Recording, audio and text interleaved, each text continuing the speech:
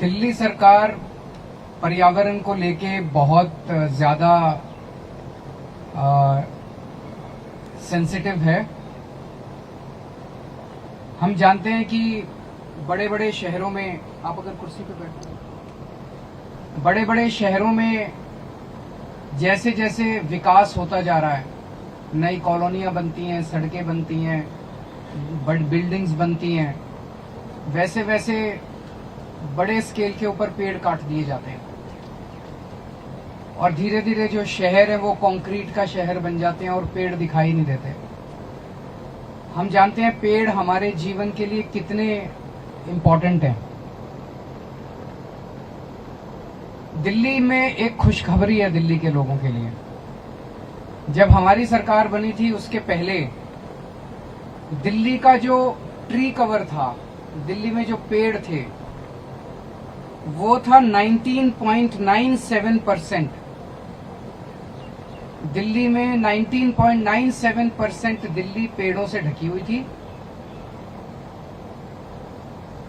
अमूमन तौर पे दिल्ली में तब से विकास हो ही रहा है, नई नई इमारतें बन रही हैं, नई नई सड़कें बन रही हैं। देश के अन्य भागों से कंपेयर करें तो ये 19% से घट के अभी तक 16-15% हो जाना चाहिए था। खुशखबरी ये है कि 19-20% से बढ़ के ये 23% पहुंच गया आज की डेट में। कम नहीं हुआ, ट्री कवर बढ़ा है। और ये कई सारे फैक्टर्स इसमें हैं जो दिल्ली सरकार पर्यावरण को लेके, पेड़ों को लेके जो बहुत सेंसिटिव है, उसी की वजह से ही हुआ है।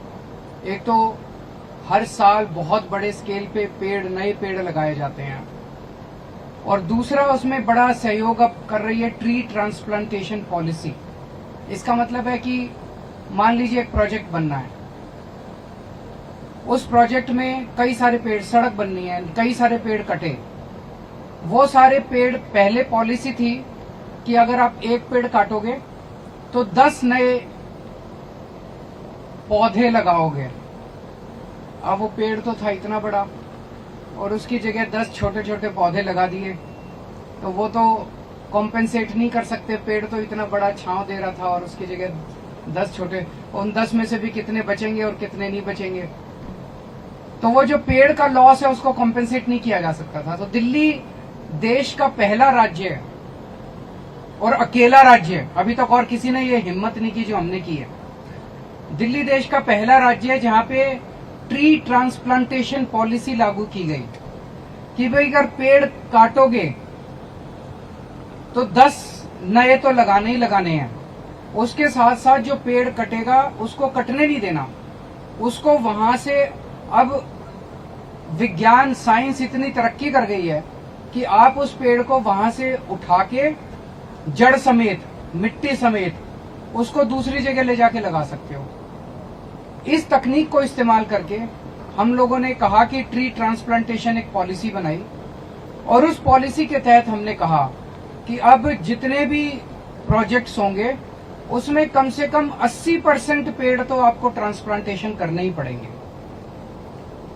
और हमने ये भी कहा कि 10 जो लगते थे पहले वो तो लगेंगे, 80% पेड़ ट्रांसप्लांटेशन भी करने पड़ेंगे आपको।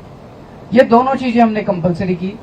तो आज हम यहाँ पे देखने के लिए जो आए हैं, यहाँ पे 220 पेड़ ट्रांसप्लांटेशन किए गए हैं और 220 में से 190 पेड़ सरवाइव कर गए हैं, बच गए हैं, अभी तक जिंदा हैं।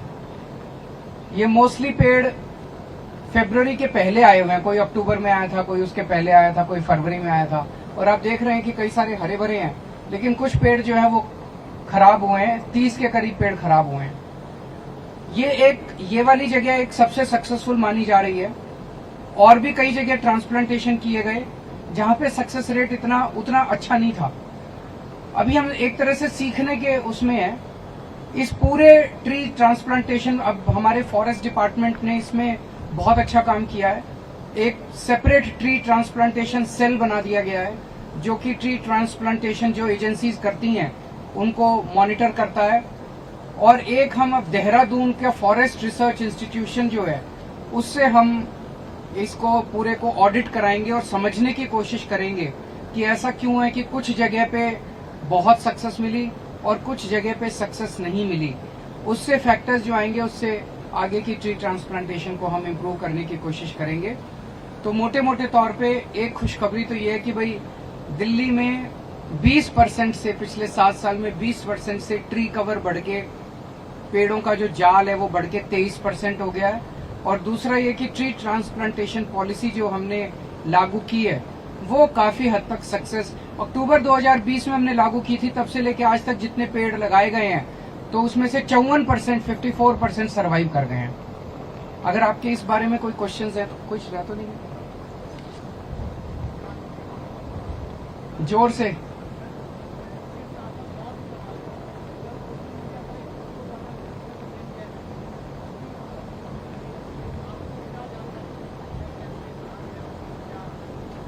मैं बहुत ज्यादा कह नहीं सकता क्योंकि वो तो हिरासत में है, उनसे हमारा सीधा कोई संपर्क नहीं है, तो मैं इस बारे में कुछ टिप्पणी करने के उसमें नहीं हूँ।